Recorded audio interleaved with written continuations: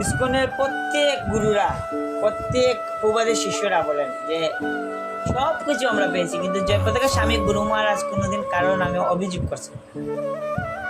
তিনি কারো সম্পর্কে কখনোই কোনোদিন কোনো অভিযোগ তিনি করেছেন না। তিনি বরং তিনি কি করেছেন, সমস্ত দায়ভার নিজের ঘাড়ে নিয়েছেন।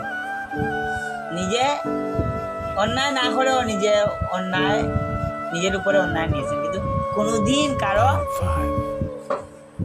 বিরুদ্ধে তিনি অভিযোগ করছেন না। আপনি সেই গুরুদেবের চরণে আশ্রয় গ্রহণ করছেন, আর অমুককে তমুককে খালি পরনিন্দা পরচর্চা আর করবেন, এটা কিন্তু এলাও হবে না, এটা ঠিকও না।